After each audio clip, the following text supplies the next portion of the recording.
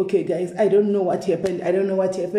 Masquera say maneru mamuka say kumati manenyika ndichingoti guys. Thank you very much nokuti tiuye pano as I promised you earlier on kuti tichangoita short memorial service just for Vasara, the sister Asara ari pano, and I think right now body ichiri kuendeswa maiona. Unfortunately network mazviona zvakachitika what was happening in network mazviona, so it's fine, it's okay. At least people we have seen. Kunana doubting Thomas who wanted to see, and who had no time yekufungira kuti kuna mwana ari kuchema panguva yoyo, kuna mwana kurwadziwa, vanga vari kufind a pleasure in other families, and vachichema handiti tichita circus and making a joke out of a funeral, handiti tichitaura zvinhu zvisingatauriki panguva yekuti dzimwe mhuri dziri kuchema, vamwe mai vakagara mukati memba yavo right panguva iyoyo vari kuchema, vari kutambura, vari kushushikana muhana. Isu tiri busy kuti uya nemadocuments, tiri busy kuda kubvunzisisa, tiri busy kuda kutsvagisisa zvinhu zvisinei nazvo kuti hauna kana even nesendra unenge wacontributa, hauna kana nesendra wakaisa ipapo. You want to know a lot. So but anyway, we are not going to dwell into that. It's not our business. And God will take care of the rest. God will certainly take care of the rest. Panguva ino ndangoti inini ndikaitingo ndingotenda zvangu mese madiaries akatambanudza maoko awo muchiuya pano muchiisawo mari dzenyu dzamakaisa, anditika toda kuti big up to you. Mwari vakuitirai zvakanaka, ngazvirege kuitigwa uyu chete, uyu aenda uyu, ngatirege kugumira ipapa, ngatingoti pese anenge aurwa nedambudziko.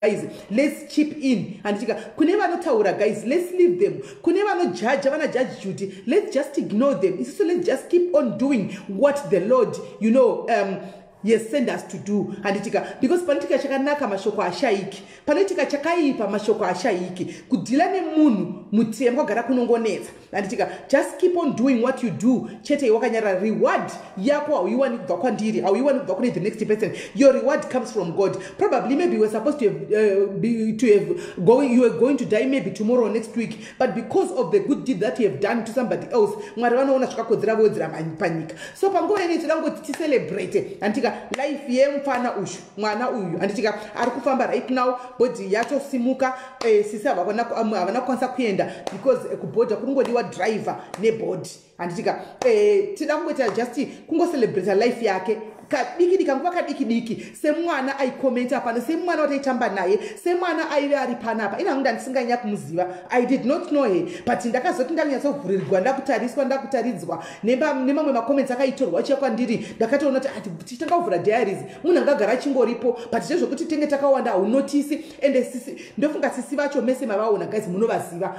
Kune vasingazivi endai kune zita rakanzi Glenny Watawa uya ndo sisi vacho. Munhu ari very common kumagroups, munhu anozikamwa kumagroups, kugroup remasmall house uko anotori admin ikoko. Handitika so munhu anotonyatsozikanwa, munhu ari active pafacebook apa, hanti mazviona. So ndangoti ndida kutendai guys, chingoti munoziva kuti kudii iye tine nguva yekuchema, tine nguva yekufara, tine nguva yekudzvara, tine nguva yekukohwa. Handitika even iro bhaibheri rakataura rikati, handitika chaunodzvara ndo chaunokohwa. Handiti munhu wese akadzvarwa panyika ichasvika nguva yekuti achashayika, achafa. Handitika ukaenda kubasa chaiko chaiko, expect one day basa rinofuma rakapera. Handitika kana uchiloja chaiko chako uchigara pamba, one day unofuma ukapuwa notice. Handiti so even bhaibheri rakaunza rufu. Mwari vakataura kuti kufa kuchaveko, kufa kuchauya, ende hakuna munhu anoziva nguva nemisi yekufa kwake. Ndo chinhu wanchi takavanzirwa naMwari. Tese tichifamba takadai so, we are just moving graves. Takamirira nguva yedu kuti ikwane. Saka chitiko chinge chasvika, of course zvinorwadza, zvinhu zvinoshungurudza, because unenge uchingoti dai zvaigoneka, dai tambowedzerwa makore kuti munhu ararame, dai tambowedzerwa makore kuti munhu timbove naye, but Mwari vanenge vatana ruva ravo. Mwari vanenge vatana zvakakodzera kuti uyu ndiye wandiri kuda panguva iyoyo. Hakuna munhu ari immune to death. Tese one way or the other we are going to die, and no one knows time yedu. Hakuna anoziva, ina nditozivi time yangu. Ndogona kuti mangwana makuseni ndichimuka munzwa kuti chakatochaya, Mwari vatotana ruva ravo. Mangwana tichimuka munzwa kuti ningi hakuchina, motsinga taitaive naye palive nezuro, takukontadzana macomments ake, takutadzana mapictures ake, but nguva inenge yatokwana. Mwari vanenge vatoisa muganhu chinhu chinonzi rufu. Ndo Mwari chinhu chavakavanzira kana ani kana maprofita chaiyo anozviti maprofita makuru aMwari. Hakuna munhu anoziva chinhu chinonzi rufu kuti chinouya rini. Garai makagadzirira because rufu runoya sembavha. Mbavha kana ichipinda mumba mako haitangi yakuudza kana kufonera kana kunyorera SMS kuti nhasi ndichauya kuzokubira. Mbavha inotaimira wakarara, mbavha inotaimira uri relaxed, mbavha inotaimira usingafungiri, uchifunga kuti aiwa ndine security yese, inouya yotora ipapo, inouya yodzura ipapo, inouya yoba ipapo. Ndo zvakafanana nerufu. Rufu runongonyangira takarivara.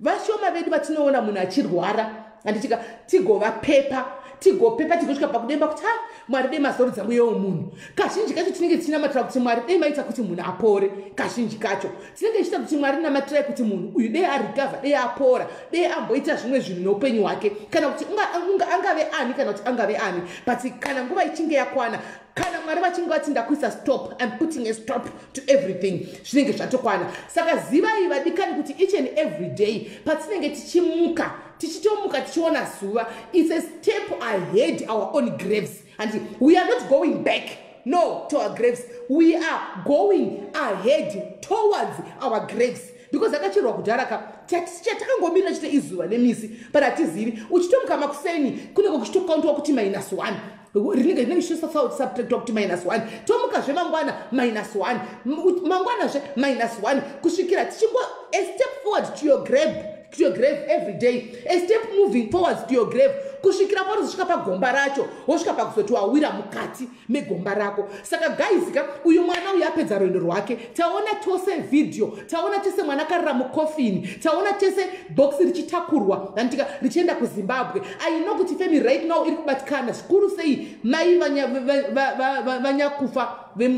vanyakufa gogo vandakataura navo pachakaitika chiitiko ichi vachiti mwana wangu handikuzivi hanondodei zvagona kuti mundibatsire ndionewo mwana wangu kupedzisira. Vari kushushikana because hachisi chiitiko chino hakuna mubereki anoda kuviga mwana wake, hakuna mubereki anoda kuviga mwana wake. Tise tinenge tichiti dai zvaigoneka tatanga taviga vana vedu, tatanga tavigwa isusu handimaona then vana vedu vosara vachizvionera but zvinenge zvangoitika zvinhu zvinorwadza kuti izvozvo wakagara kudai so phone call yongopinda kunzi mwana hakusisina usina kuona kana kurwara kwake, zvinhu zvinorema, zvinhu zvinorwadza but zvatoitika. Regai ningoti kumhuri yekwa anzi mhuri yekwa ndigarizviya anzi Isa, kumhuri yekwa Isa handitika zvichitiko chaitika ichi handitika ndoziva kuti muri kuchema nesuwo tiri kuchema nemi kunzvimbo dzakasiyana kwatiri handitika chemai netariro iro bhaibheri shoko raMwari rinoti ngatichemei netariro nokuti tose ndonzira yedu, hakuna ari immune to death. Tese uyu apedza rwendo rwake, uyu anga akatarirwa kuti makore akasvika makore ake akati achawanikwa achitorwa handitika chavepo iko zvino chekuti isusuka nhasi hwamanda ikanzi yarira, nhasi chikanzi chachaya iwewe izvozvi right now as we are speaking yangove bhodhi yataona iri mukati mekofini iya mweya wake guys truly speaking kune watoenda kunzvimbo yedhesi kune vanobvumirana nechitendero changu inini handimaona zvitendero zvakasiyana siyana, kune vanobvumira zvimwe zvitendero zvichingodaro kune vanobvumira chitendero changu inini mweya wake wakatotorwa musi wakashayika wakatoenda kuyedhesi handika wakamirira handika musi wokunzi judgment day kana ichavako handimazvona yangove bhodhi iya yakuenda kunovigwa iya handimazvona. Asi chiri important ndechekuti kana chiriko chiri chokwadi chekuti nezuva rekupedzisira hwamanda icharira, nezuva rekupedzisira vakafa vese vachamuka, vose vatiri kuviga ava tichavaona one day tigotaura navo, tichavaona zvakare tigoseseka navo one day. Iwewe pachako mubvunzo wako wakuzvibvunza ndokudai so wakamira panzvimbo ipi? Mweya wako ukanzi nhasi charira, hwamanda yako yarira, wakamira panzvimbo here? Kana kuti uri wemhirishonga, kana kuti iwewe uchiri muparanzvongo, kana kuti iwewe unongori munhu anoti anozikana kuti paasvika vanhu vanoti asvika gori sorostina uya tizai nyonga yakuya uri munhu anozikana nekuunza pisi here, uri munhu anounza nekupupura rudo here, uri munhu anouzikanwa nekuita zvipi panyika. Kana nhasi Mwari vakanzi vauya vamira pamberi pako iwewe wanzi taura mabasa ako akanaka kuti vakuvhurira bhuku rako kuti akukuverengera zvawaita zvakanaka panyika, unowanikwa uine zvipi zvawainza wakamira panzvimbo wakaita? Ndo mubvunzo watingozvibvunza, ndo mubvunzo watiri kuti tingozvibvunzana panguva ino, nekuti tichida tisingadi kufa kuchauya, tichida tisingadi zuva redu richasvika, tichida tisingadi guys. Regai ndikudzei sirivha nentarama zvatingavhaira nazvo handitika zvese zvichadarika zvichaparara. Ndakambokutaurirai ndikati nezuva rekupedzisira kana hwamanda yarira shumba chaiyo inenge yava waridhi nekuti ini ndaidya vanhu, nhasi ndakutongwa nezvangu. Ungamhanya ugoenda kushumba ugoti shumba ndasvika pano kondidyewo hangu unditererutsire matambudziko angu, inokudza kuti nhasi handisi kudya vanhu, ndakaguta ndiri kutofunga kuti ineniwo ndakadya vaya, nhasi ndiri kutongwa nedzangu. Ndinoipunyuka sei? Nokuti kudenga hakuna back door, kudenga hakuna back door. Ndo nzvimbo 1 yatisingakwanisi kuti tibhadhare, ndo nzvimbo 1 yatisingakwanisi kuti techiniga, ndo nzvimbo 1 yatisingakwanisi kuti chisavage, ndo nzvimbo 1 yatinodzikiswa yekuti kana tasvika parufu takainzana, we are all equal, tinoinzaniswa. Whether wavigwa necasket rinodhura sei, whether coffin rako reka zvokutorwa mapuranga ayaya akakandiwa ukaiswa mukati. Asi chokwadi kwatinongoenda ndokumwe chete. Hakuna ndakambona chinzi avigwa necasket inini rauya rikatogwa nengoro yomoto raendeswa kudenga. chandinongoziva chero kavigwa nekasikoti rakera 10 million ka kunongonzi vakavigwa apo vakacheregwa apo ndipo vakacheregwa aiwa akagadzirwa coffin pakashayikwa mari yecoffin rakaita zvokukandiwa asi akavigwawo imomo mune vanhu vati vaive nemarumu ndio mavari kana tave kunguva yekuti tave kuzuva pakuvata kwedu kumazuva edu kwepedzisira panzvimbo dzedu final resting place yedu unogona kutoti bhiliyoni apa ini apa hakuchisina manje zvokuti kwai ndaive nemari saka indovigwa apa hakusina zvokuti ndaive nemwari saka mari yangu mari yako haikutengeri denga mari yako haikutengeri gehena mari yako haina denga yainokupinza mari yako haina kwainokudhizisa takutaura naisusu vasara pano nhasi handitika ngatigadzise upenyu hwedu. It's never too late. We have all had our own mistakes. We have done our own mistakes. We have hurt other people. We have done a lot of things to each other. We have, we were just messed up. Taingori vanhu vairarama vachingofamba tichingofunga kuti tikugonera ani taigonera ani, but chokwadi reality one day will sink in. Will sink in when the time comes. Kuti zvino zvinopa ndasvika ndave kuenda pangu chaipo ndepapwe ndava kunomira kumberi kwezibhuku riya rinenge rakanyorwa kumberi kwezibhuku ndiri kunotengerwa nchinzi uri kuenda kusaidhi rerudyi here kana kuti kuenda kuruboshwe. Never mind about people who talks or who disses. Handika vachiita zvavanoita tine one common goal inonzi rufu. Iyoyo haina kuti uri kunyika ipi, haina kuti unotaura chirungu chakaita sei, haina kuti wakadza level yakasvika papi, haina kuti unofamba nemota yakaita sei, haina kuti une murume here kana kuti uri single, haina kuti wakadii. Tine one common goal runonzi rufu. Icho chinhu ichocho kaito ndo chinhu chinongoti hambla tese whether we like it or not, whether une mari yako yakazara maaccount yekuti unoita appointment kuenda kubenki kunoti vakutaridze mari dzako kuti bank statement yakamira sei, but kana tasvika panguva yekuti tifeka gomba redu rimwe chete, gomba redu rakafanana, gomba ratinochererwa nokupinda rimwe chete. It's never too late guys for us to transform. It's never too late guys for us to change. Kana taive nemunhu anozikana mubhaibheri ainzi Sauro aifamba achiponda nekuparadza. He was one of the worst men ever panguva yake. Aifamba achiparadza asingadi kunzwa munhu anonzi anoita neshoko raMwari. Asi one day Mwari vakati vamupenyera, Mwari vakati vamusvikira, Mwari vakati vamushanyira. Munoziva kuti vakasvika akadii akatendeuka. Anove nhasi bhaibheri ratinoverenga iri ndiye akazonyora mabhuku akawanda kudarika munhu wese. Kana mutax collector ainzi Zacchaeus aiba mari dzevanhu achidya mari dzevanhu, Jesu vasvika panzvimbo vakanga vari vachizviti vatsvene vaya vaitarisira kuti Jesu ari kuuya kuzodya kumba kwangu, Jesu ari kuuya kuzodhaina kumba kwangu, haangaende kumba kwaZacchaeus uyu. Zacchaeus anozika Mwari mutadzi, Jesu vari kuzonoka padhoo pangu. But Jesu vakasvika vakati aiwa ndiri kuda kuenda kumba kwako iwe Zacchaeus, nhasi ndo kwandiri kuenda, ndiri kuenda kumba kwako, nhasi salvation yauya kwauri iwe, ndiri kudya mumba mako.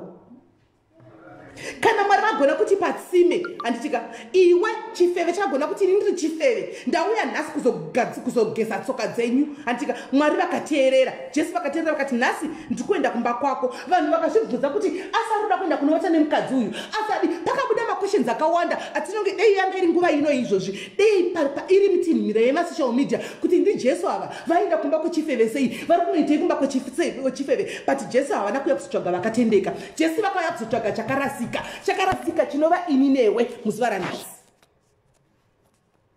Vakauya kuzotsvaga chakarasika chinova ini newe muzuva ranhasi. So never underestimate the power that is in you. Never underestimate yourself. Kuti hai ini ndakauraya veduwe, ini ndiri mutadzi, ini ndakadai. You can still fix up your life. You can still go back pamberi paMwari ukati God, here I am, I come as I am. Because iro shoko raMwari rinotaura kuti huyai vose vakaneta vakaremerwa ndichakupai zororo. Kunyange zvivi zvako zvakatsvuka semucheka mutsvuku ndichazvichenesa semazai echando. Havana kuti vakachena huyai, vakati huyai vakasviba mwoyo, huyai vanoroya vasingavati usiku vaya, huyai vakaita zvakaipa vamwe, huyai vakatuka vamwe, huyai vakaheta vanhu, huyai fambisi dzekumabhawa, huyai vese vakamboputsa dzimba dzevanhu. It's never too late. Come here and I'll give you rest. That means your place is still there. Do not allow the devil to remind you of your past. Do not allow the devil to remind you about what you have done last week. Do not allow the devil to keep on reminding you about what you have done last year. Don't be intimidated by the devil. The devil has come to steal, to destroy, and to what? To kill. And to kill. Akaya kuzoparadza, kuzoba, nekuuraya. Ndo zvaakafambira. Hakuna chimwe chaakafambira, ndo zvaakafambira. Saka pese panoitika chakanaka, the devil will try to fight you, will try to come with different angles. The devil will try to come agokushonyora brain, agokushonyora pfungwa, agoda kudzikisira, ugozvitarisa, ugoti ndini here ndakamboita zvakati. You keep on reminding you of what you have done kudhara, but kumberi kwaMwari unoziva kuti all those sins have been wiped. But Satan will keep on coming and remind you, you can never be on bamberi pe camera uchitaura about God because iwewe waisika chituka munhu. Ndini umwe wacho ini. Ndini umwe wacho. Okuti dai ndanga ndisingateereri the voice of God, I was not going to come here ndichikudzai mashoko andaitaura.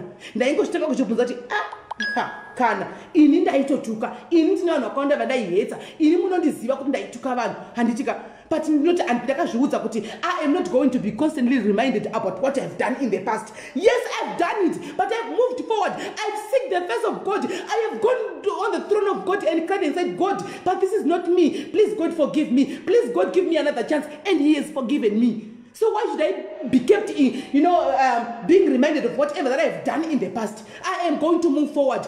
Backwards never, forward ever. Handidzokeri kumasure. Ndikati ndikadzokera kumasure ka ndiri kunopararira ikoko. Handidzokeri kumasure nokuti ndikadzokera kumasure ndikunoita churu chemunyu. Antimazviona. Ndinoramba ndichienda, run your race. Ramba uchimanya. Ramba uchimanya.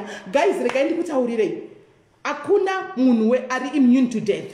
Tese tichafa at some point. Even Bible iri ndine scripture yandango kuverengera diki 1 inonga kuna Revelation chapter 21 andika verse 4. Andika, but this is specifically for Glenn uyu wakwatawa na handizimai vake unfortunately ndigogova tikure obvious internet angaiona unless pane hama iri kuona izvi iri ko kuZimbabwe ikoko but iri murodi. Andika, this scripture is for you. Andika kuti He will wipe every tear from their eyes. There will be no more death or mourning or crying or pain. For the old order, the things has passed away. Andika, hanzi Mwari vachashura misodzi yedu iyi, vachabvisa kuchema kwedu, vachaisa masmiles pamuromo pedu apa. Andika, saka tiri panguva yekuchema, asiko zvino haisisiri nguva yekuti murambe muchichema vanhu vekwa chifamily yaIsa. Haisisiri yekuti nguva yangu yekuti mucelebrate mwana wenyu akagara panyika panguva ino. Yava nguva yekuti imi muchibvunza yokuti alright, isu wedu mwana atungamira, isu vachita sara pedu ndepapi. Pake asakura azusa atoenda.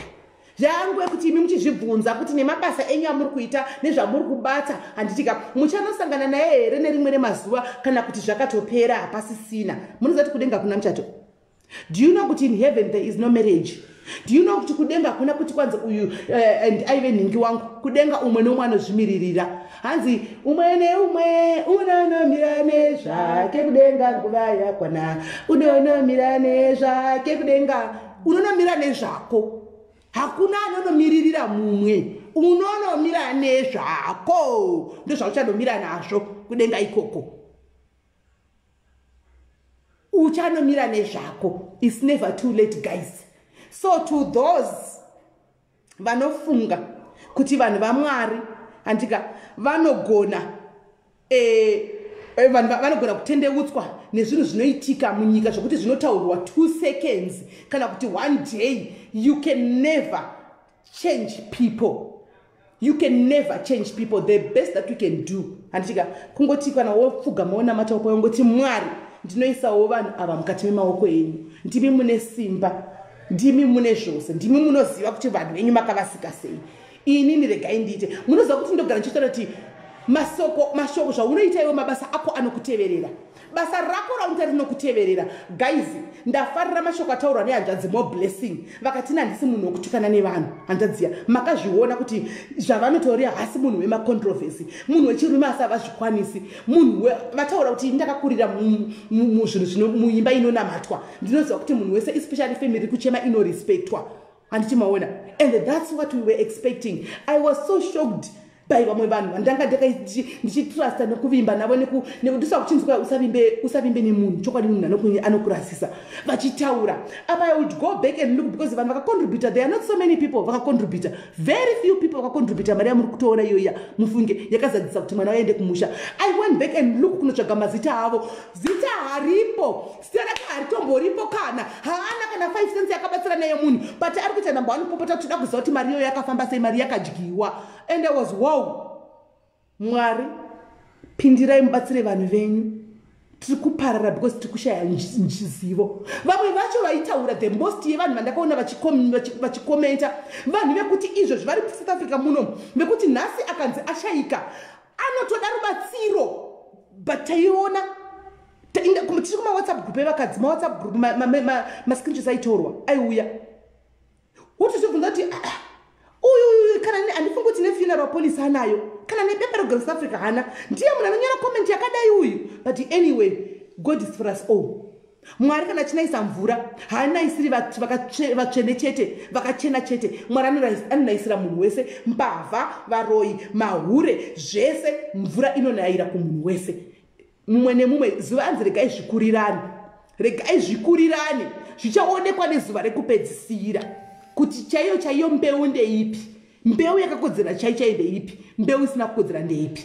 Taiona zvedu musakangane vedu wewe, especially South Africa. Vazhinji vedu hatina, unenge usina bepa, unenge usitorina bepa, mangwana chinokuchaira nenyaya shoko rawakataura kana just a sentence yawakanyora ichaita kuti tinokurimba, tinokurangaridza kuti hausiri here cousin wakanyora apa kuti matina kutoziva kuti mari yakabiwa, mari yaenda kupi. How much was stolen, guys? How much was stolen? Mari yainzi yakabiwa. How much was stolen? 4,500 rands. Come on, like really? 4,000. Ndobva ndaronga dhiri nevefamily pala, inonzi funeral pala. Handitoizivi funeral pala icho kuJoburg koko kuti ndeipi, because since lockdown ichitanga South Africa can confirm hakuna munhu anobvumidzwa kubuda achienda kune imwe province. Vanhu vari kuprovince kuno vanogara kuno, vari kuJoburg vanogara kuJoburg, umwe nemwe anogara kwaanogara. Saka ine funeral pala handitoizivi. Ndobva ndaronga funeral pala kuti sure ngati bei 5,000 tigozera 2.5. Like really? But anyway, hazvina kuipa. Pakupedzisira ndofunga nhasi handisi chituna changozoenda kuZimbabwe, chituna handichaenda nenyaya ini chishuwo changu ndaitoti hakuna anoda kuziva ndezvaregai vataure kusvika Jesu adonha, regai vaite malive after live vachanyarara. Imimi keep on doing what you are doing. Musasi munoza I was so touched, ndairwadziwa mwana yachindifonera Sis Melly, ndoti Sis Melly honai ndindakakumbira, Sis Melly ndindakauya kwamuri, honai zita renyu zvakakuitwa. Ndoti don't worry, do not worry yourself, God is in control. Mwari vari kundisuka, Mwari vari kundichenesa, Mwari vari kundigezesa. Iwe ita zvauri kuita, don't go pasocial media. Ndio mashoko andakamuudza. Ndakati do not be on social media for now. Iwe ita zvauri kuita, chema munin'ina wako, make sure you are liaising na more boys kuti body ende kumba. As for me, I am okay. Let them talk, let them write whatever they write, let them say whatever they say. But nezvari kupedzisira regai zvikurirane, zvichaonekwa kuti mbeu ndeipi. Nhasi yaonekwa mbeu kuti ndeipi, handiti? Nhasi yazoonekwa kuti mbeu ndeipi. So guys, upenyu hudiki, upenyu watikurarama idova, ramangwana rakauzi tinofuma uri papi, ramangwana redu hatizivi kuti tinofuma tiri papi, hatizivi tese pano, hatizivi patinofuma tiri ramangwana redu. Upenyu ivhiri, vamwe vedu tinogona kufunga kuti kwatiri kuno kuti tori boys tikazodai munoziva chinonzi upenyu so. Mwari chavanongota neupenyu so hachizikani so. Makamboona kudonha kwebhurumembe kana chitinobva mumuti rinosvika roti pase pa nemutsindo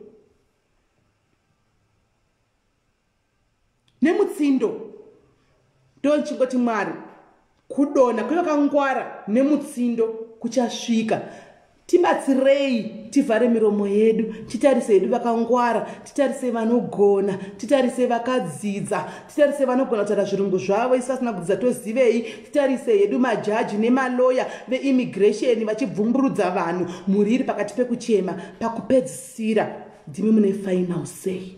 That's what I only said. Ndakati pakupedzisira Mwari ndimi mune final say. We don't have the final say. You only ndimi mune final say.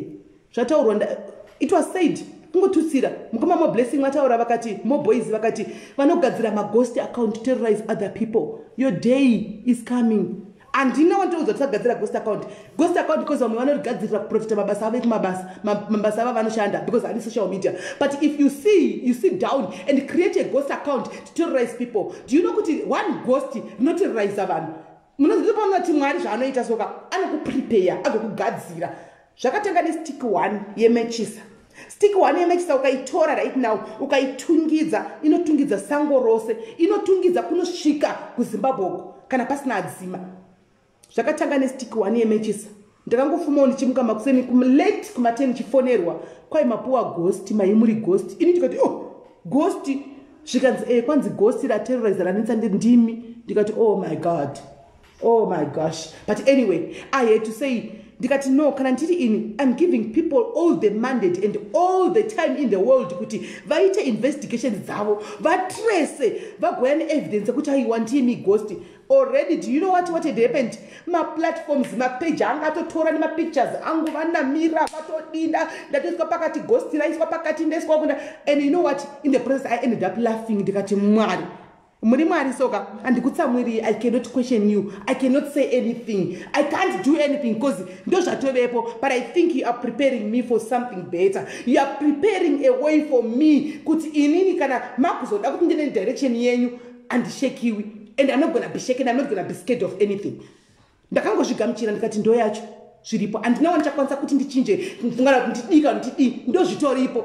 Tatonja hakuna ada kubvunza kundibvunza kana tada kudi vatongo concrete akangotanga ne one munhu ndakangofuma kati because of the level of hatred yaanayo towards me, hatred yacho that I don't even know what I have done to this person. If only guys I knew what I have done to this person, ini ndini mna singaomeri nekuti kuenda kune munhu kuti unoziva kuti I am very sorry. But if you ask me now guys, I don't know what I have done to that person. I don't know. Really, I don't know. But chinozondikamfira ndechekuti it's not only me anozviitirwa. Ndofunga Facebook yese hakuna wasina kugadzirira nyaya yake, wasina kungofuma mangana chidaira live button. Kana ari iwo ma love nema likes akuta tishike pa level rashika, then I'll rather take off my Facebook account, deactivate it and live a peaceful life. Kana paripo patashika a Zimbabwean community. Because we don't hate people that you don't even see, that you probably never meet in your life. I would rather deactivate my account. Musina mshitara tatiza. Musina mshitara kuti kwa imborine muna nonzi Melly asakaroba pasi. Because patashika pasiripo. Hakuna ndakambobvunza munhu sindikati right. I'll give a practical example of mfana wangu Shelly. Dr. Shelly, I want to know kutaka batanani. I want to know kutaka mborada nani. I want to know kutaka kura masei. And in the process, ndiko benefit. What am I going to benefit? Do you know what cheaper really? Guys, it's high time we have to sit down and see what we follow even on Facebook, guys. Is the groups are to teverera SIA. Anotibatsira chi. You can see group rogazira mumba class homes. Ndichaenda udota aiwaka at least ndozo kuti ruvari garapa, rino tibatsira. Kana ri group rekubika. Ndichaenda kune group rekubika. Ndisikoziva kuti aiwa nasinga kuti hove inobikwa sei, ndakuziva kuti fish inobikwa sei. Kana ri group remakuwa, aiwa guys, kana uchida wamakuwa, ndoko uningo chiqualify. Kana usingafari wamakuwa, inapacha ndinowana. Otherwise I am turning myself into a monster and a devil.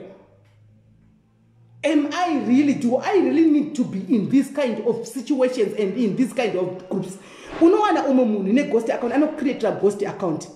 Agogara pasi ne ghost account. Agoti ndoda kubata ningi. Ningi uyu katarisa mbamo munhu yari Canada. Pama munhu yari ku America. Uri kubata munhu ari kuZimbabwe muzivane makasangana pano just because of maybe a comment that you did. Yes, Becky Okatukangano. Guys, it's not right. It's not right. It's not right. Ngatigadzirisei upenyu hwedu nguva ichiripo. Ngatizivei kuti kune kwatichaenda tese sevanhu nguva ichiripo. Ngatizivei kuti upenyu hwatiri kurarama idandaro kune kwatichaenda zuva kana hwamanda yarira. Zvese izvi is all vanity. Zvichapera, zvichapfuura. Maybe I'm talking to you, maybe I'm talking to myself as well. Tese kana mwari vachiuya vati shoko rakana iri nderaningi, maybe I'm talking to you, maybe I'm talking to myself. What are we doing to each other as women? What are we doing to each other as Zimbabwean community? We now no longer have respect even for the dead. Hatichakwanisi kurespecta vakashfa. Hatichakwanisi kurespecta mafamilies ari kuchema. Maybe izvozvi vachipedza kuchema panowanikwa anenge atori nebi anogona kutonzi vatikwana BP because wanga uchichema hama yako yakafa wakanyanya kuchemesa. Isi tiri busy kunakirwa nekuita joko nekufa kwoumwe munhu. This is not the first time that it has happened to me. This is now the second time. This is now the second time.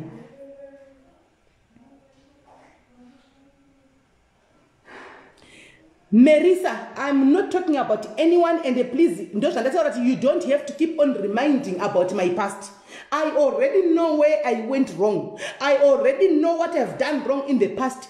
Yes, I accommodated a devil in my life, but I decided to move forward. I decided to move on because I don't hate somebody. Personally, I don't hate anyone because hate is a very strong word. I just dislike somebody. If I dislike you, for me, to safeguard my mouth, I'll just block you and move forward. It's a learning curve. We all make mistakes. I accepted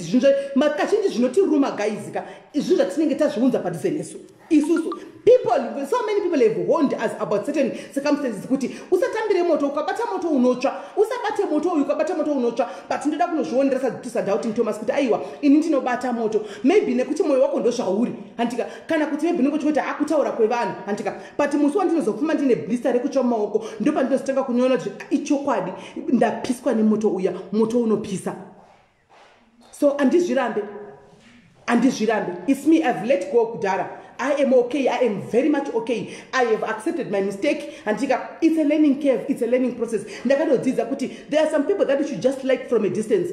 Never be any closer to them. Do not be never associate yourself with them. Let them talk what they talk about you. Let them say what they say about you.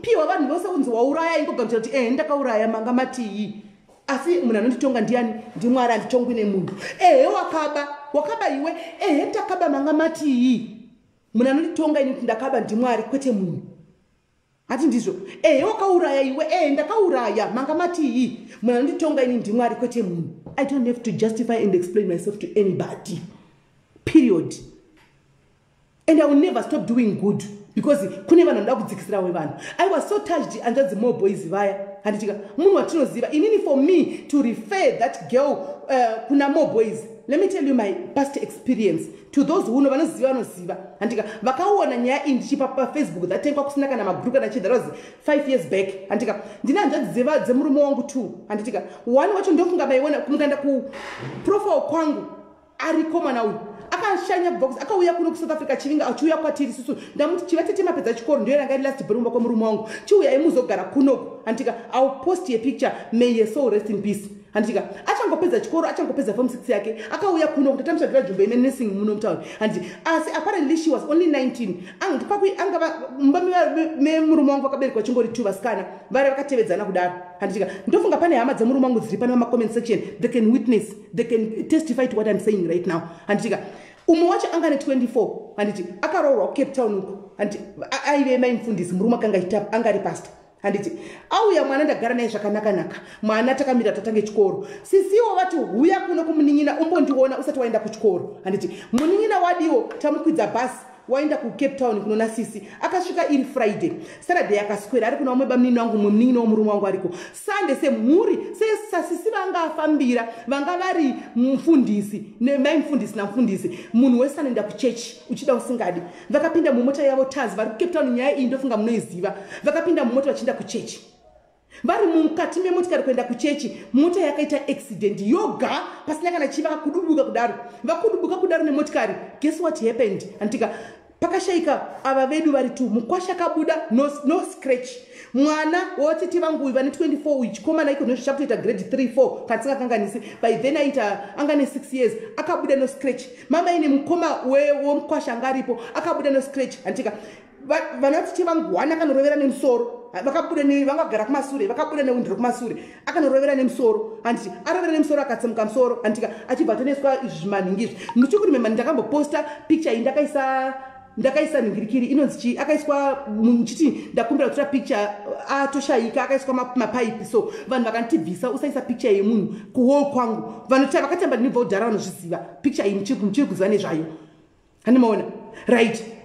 Vaenda kuchipatara kudaro 1 wechi2 wacho nakatosumuka kana nonga bhutsi yake antimaona anonga bhutsi yake akazotasvika kumba kati musoro vavamesa kuchipatara kune chinonzi Paddington ndizvo bameno zviri Cape Town uku kwakadai so do you know kuti manheru kuma 8 tatakatodzima foni handitika baminongo ya Cape Town vari kutora kufona panakasisa foni yangu on handimona pakapinda makonza moti mangani ndikapaminira kunifonera kudai kwakanaka nemukadzi wavo ivo kuchinjana ndipo ndakafona back zvikanzi pruza makufonera mukoma havasi kubata foni ndikati aiwa foni yavo vadzima kudhara munhu anga chimwa saka vati vanhu vanondinetsa handi vanhu vekubasa zvikanzi vaudzei vaite saka voice manje plus inini musi woi ndakaswera ndiri down chingoti handisi kufila zvakanaka kunge ndichanzwa something or what handimaona ndobva ndanotora foni yangu ndokunovasvitsa zvikanzi mukoma ndobva vatenesa foni into a video call zvikanzi tikuchipatara kuna kumira zvakanaka tikati kuchipatara chichaitika hatina kuexpecta totakudza kuswera nezuro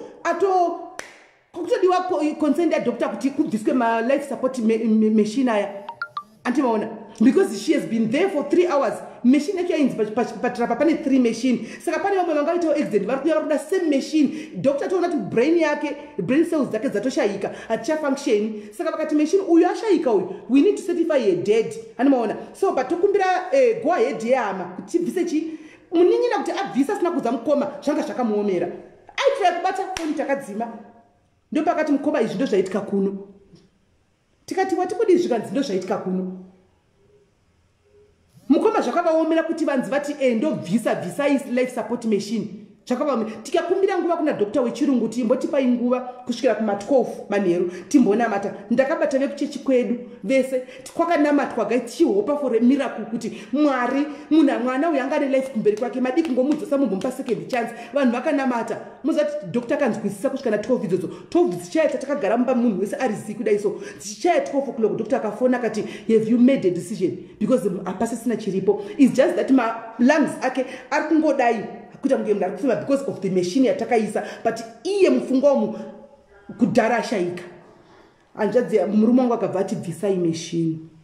That was the worst time ever kubva zvandakarohwa nemurume wangu years back kumboona chiburutsa musodzi kudai tikati yeya the following day murume atosumuka akwira aenda Cape Town ikapa kutonoita kuti aite mapepa agadzire mapepa munin'ina wake akungochema achazipe kutangira antimaona vari busy kuita mapepa handitika asvika sanhasi wakuti tanga tofambira mapepa yaya handitika vafambira mapepa kuda ndipo vakaintroducewa kuna anzvadzi more boys uyu more boys kana chireva nevangauya ati muri kunyepa Sis Melly ndopanda ndakaziva anzvadzi more boys inini ndobva vataka kutifambirana na more boys amene aishandira inenge inonzi chi vabatanaka vakarema chazivi kuti funeral parlor ipi yaitoshanda yanga isiri yake aishanda ipapo ndipo vakasangana naye achitaura shona ndokutaka kuchivabetsera paperwork musuwa yapera handiti vamwe vatete vangu vavai vakuru vacho maimufundisa vaiswa muchipatara chinzi musoro musi wokuti bhodhi kusumuka tikuronga toraiti vanosara ndevapi vachitarisa uyu aiswa muchipatara nemusoro uyu but mukupisa kwake muchipatara ka aiditoriata every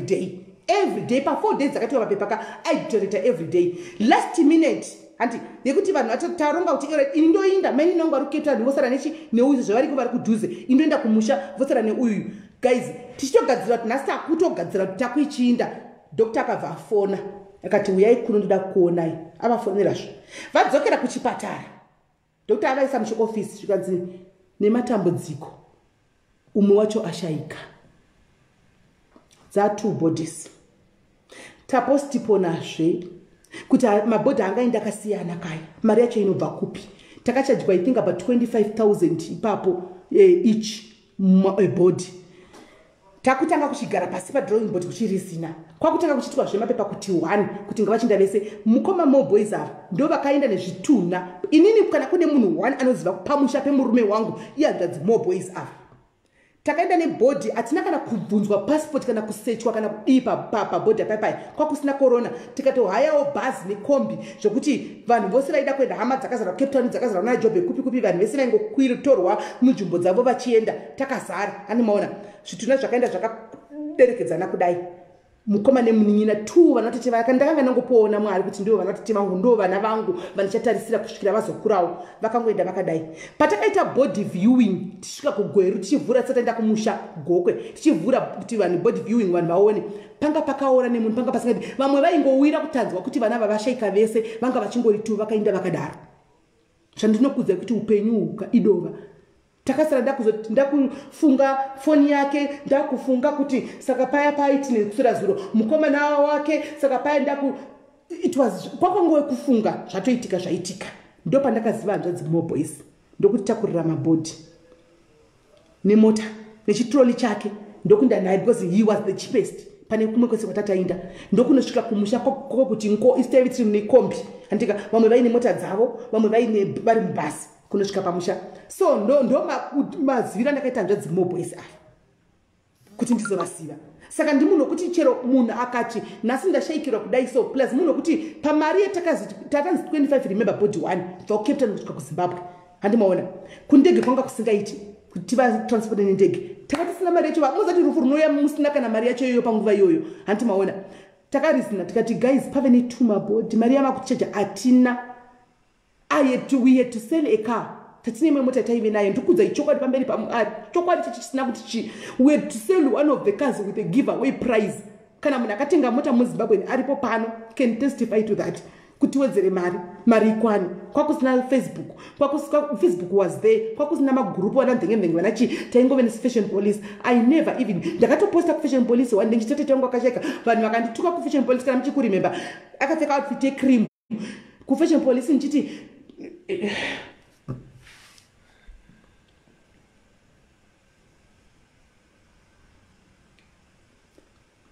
nichiti mwana uyu akashaika mwana uyu akaenda ndiye mwana vanhu vakati suppost munhu akachituna pano vanhu vakandituka ndikabvisa post vanhu vari kuFashion Police ndofunga muchiri kuzvirangarira muchiri kuFashion Police muchiri kuzvirangarira kwakusina kana vana mvenge kwakusina kana chi ndo pandakaziva kuti rufu aruna member rufu aruna kuti ndiwani rufu runobata munhu wese saka guys ini ndofunga pano asika ndapedza vanotuka mo boys vataura kudhara vakati tukai henyu asi bhodhi yatoenda hakuna bhodhi inobvumidzwa kupinda pabhodha ari mafake documentation guys hazviitiki vanogara muSouth Africa munozvisiva bhodhi kuti ibude inofanirwa kutokliwa nemutemo inotovhugwa ikoko kubhodha kuti inzi yaenda hakuna zvokuti kwai bhodhi inozopinda nechikiribidi inini ndichifamba netsoka dzangu kudai ndingapinda nechikiribidi ini ndichifamba netsoka dzangu kudai so ndingadhiza mapurisa pabhodha ndikabinda ndingaenda nekumvura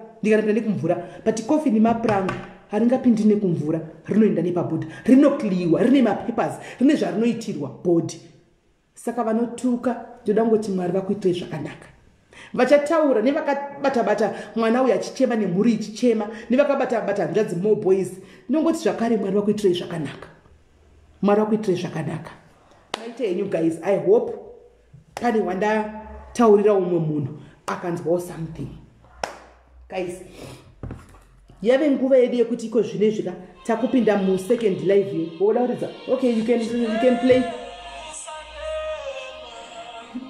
mwana wangu ari kuda kuridza song adi kubuda pakamera nda kuridza song ati pasaita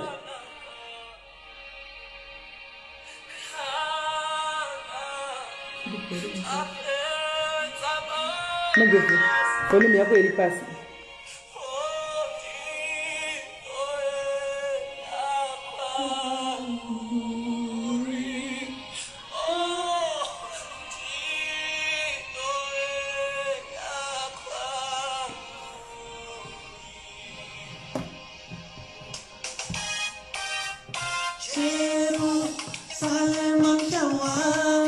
mwana wangu uri kuimba uyu haadake kubuda pakamera.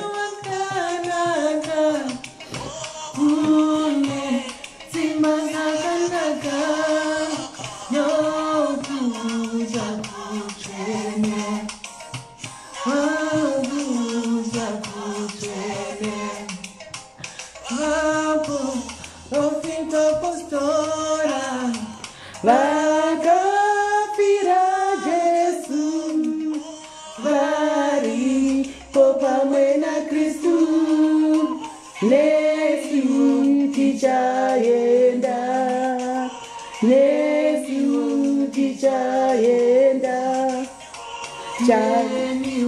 ndichaenda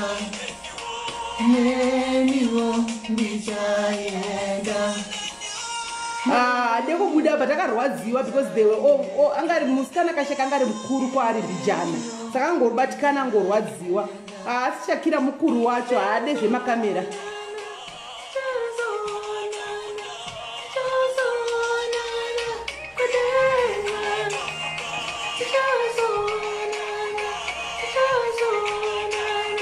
Tichazonana kudenga, tichazonana kudenga, tichazonana kudenga, tichazonana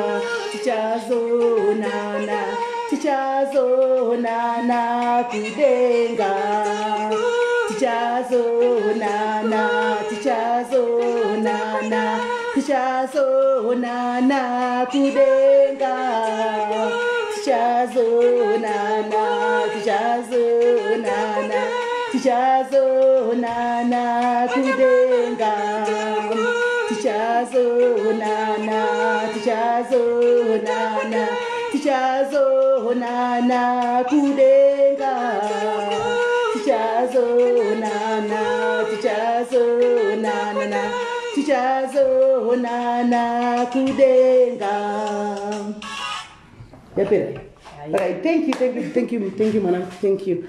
Right. Saka guys, takuda. Once I lost my 3 family members a day after the burial of my sister. Exactly. Zvinoitika munyina. Takasangana nazvo izvi. Atiudzwe. Takasangana nazvo tinozviziya. All right. I think guys nambokudza ndikati nhasi tine nyaya tumirewo link live ya nhasi ndanga ndiri neme. All right. Okay.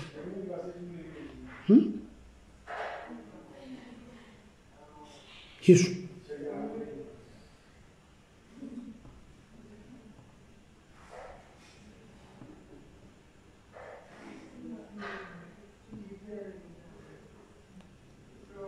Okay, right guys, I think itafambisa mufambi afamba mubhodhiri zvakuenda zvakuita aiwa ndine voice note bathing room zvokuimba si zvangu guys, zvokuimba hazvisi zvangu, ndoimba kana ndichigeza chete, ndongoimba kana ndichigeza shawa, ini zvokuimba izvi ya mheno ikoko tatoimba imi munoziva kuti ukada kuzvikombeya kuti uyu unoimba yaimbi unotodza kuimbira Mwari wako, kunongonzi imbira Mwari wako ndezi voice iroro imba amene koko munoziva kuti kudenga kana unoimba mavoice haaretiwa, mavoice haaretiwi, kuimba kurumbidza chete chero karumbidza nevoice rakazhazharura sei, kurumbidza hakuvoice retiwi mavoice aya guys, ndatopedza ini pamwe ndasakura ndadzidza. Right guys, munozviziva kuti ndambokudza ipaya kuti tine munhu arikuda kuuya nenyaya yake, handiti pane nyaya yandinayo mwana nenyaya yake pano, saka mwana uyu ndinatokanganwa kuti ndakamisa mwana uyu live yake pamuti nemusi Wednesday, handitika saka Wednesday pakaitika zvakaitika paya, handitika ndobva asakatozondiramukadzana saka mandikanganwa here panhingikiri panyaya yedu iyi, handikati nandatokangamwa mufunge munin'ina nandatokangamwa imi zvinhu zvacho handiti munhu toda kuti mungoyatsa kungoonawo kuti live dzatinorarama dzakaita sei, asikana ndoda kuti munzwisisa tinoitirana pachedu isi maZimbabweans, handitika ndoda kuti munyatsonzwisisa, handitika kuti maZimbabweans isusuka pana kuchinzi hatina rudo, hatigoni kubatsirana, hatigoni kuenda vamwe chete, tinenge tichirei, handitika. Right, I hope munin'ina wakatarisa, can you please call panhingirikiri voice note bathroom guys, ndokoimba kana ndichigeza, ndinasinokuita zvivinde kuti ndakandiimbe, handiti zvokuimba izvi hada Ibi ndinongoenda kana ndichigeza mushawa chitoro noizi ndozvanogona remubathing room iri nepamariri zvivindi zvone nhasi ndatoholda zvivindi kuti ndoda kuimba chete ndatoita zvokuoda zvivindi zvokuimba izvi asi zvanguwo haini zvangu asi mukanditi omaiki inda papulpit ndopanoita mutsindo kavoisi riya ndopanoita mutsindo ipapo asi zvokuimba izvi ndenge chingobiridzira ipi zvinhu zvacha zvinomira mushi hanimaona right. Saka menyini kana makatarisa, can you please call nas chifona yenyu panhamba dzeitamirira kuti vanhu tichinzwa nyaya yenyu tachimirira manje kuti tichinzwa nyaya yenyu kuti nyaya yenyu yakamira sei. Vanogona vanozvigonera kuimba vose, ndindogasingagoni kuimba. Gava nandizvigoni zvokuimba ndovoga vanogona kuimba nandizvigoni vose vanogona kuimba. Ndinogandoimba kupreservation kuchechuko nandizvigoni. Kapinda ukajigwa bhinzi tindiimbe ndoga muone. Nochema imi indogona kuimba kumariro guys, kumariro ndakabata ngoma ndichiridza ngoma ndichiridza ngoma ndiri kumariro kundichijaivhira ndo zvangu izvo kuzoretio mavoice kuchiita alto soprano tenor chichi ndopandozogumira ipapo ndopandinozomirira ipapapo right. Regai tinzwe munin'ina wedu mwana wedu yachitaura. Hello girl. Hi, Melly, ndiri right kanda wedzera volume kapa phone yako. Okay. Ehe. Right. Wakadi zvako munin'ina? Ndiripa makadiwa sister. Tiripo. Rega nhasi tikakupa zvedu zita rekuti Ellen handiti? Okay. Ehe. Because ndatoona kuti pandamboisa post yako yawati ndiise iya. Anditika kune vamwe vanga kutokuvinga kuinbox achikuteretena vachidididi ndikati kuhla kutaure nyaya dzacho ndizvozvo ngavataugwe ko handive ndo zviri kuitika here. Handisi pana patinongotaura mareal life issues ka ezvinhu zviri kuitika ipapo ndosaka tisina mamwe mahide ekuti hide me ndakazodai ndikazokwira ndege ndikabhururuka usiku ndozofuma ndikwakati uya utaure nemuromo wana chikunzwira. Naye munin'ina iwewe chimbotiudza kuti sa Ellen kudai so une makore mangani zvakare uri kunyika ipi? I'm 28 in South Africa. Okay, une 28 in South Africa, right. Wakauya rini South Africa? Yes, ndani la South Africa. Wakauya gore rapera? All right. Takuchinda pane nyaya manje. Can you please take us back kuya kwawakubva kuZimbabwe kwawakaita kusvikira pare nhasi kuti uzouya pana pauti ndoda kutaura nyaya yangu? Chii chakaitika? Takateerera zvedu tine nguva yose tichinzwa jeni yako yawakafamba. Ndanga kuZimbabwe Sis Melly. So pane mutual friend ndiyakatanga kuya kuno. Angatone mayezi auya kuno. Ndengotaura naye paWhatsApp ndichingotaura naye. Vandazomufona tandokumbira kuzotsvaka basa ndini ndakamukumbira asiri akanditora kuZimbabwe but ndini ndakamukumbira. Ndinendo panditi okay uya chitouya izvozvi kune basa dai watokwira mangwana ndikati azviite because ndisina kuoneka ana. Okay, hold on. Okay, people are giving a suggestion pana pavari kuti nditange imwe live kuti tisasangane nekuti hama dzemufi kana chida kuona live ingomira iri yavo. Handisi kuti what do you think about it? Okay, it's fine, no problem. Alright, saka ramba uri papo rega ndisitope. Guys, saka ndikudzoka izvozvi 2 minutes 2 seconds ndinenge ndadzoka handitika maitei thank you ndo chinonzi kushanda pamwe chete sefamily kuonesana nekubatsirana nekupanana kufunga isa mwe pfungwa dzedu tiri maslow learner hanimona tiri maslow learner saka ndo ndimi vanhu vacho mungasatoti dei mambodai kuonesana life hakuna munhu anoziva zvese ndezvekutsigira saka guys ngatisangane izvozvo.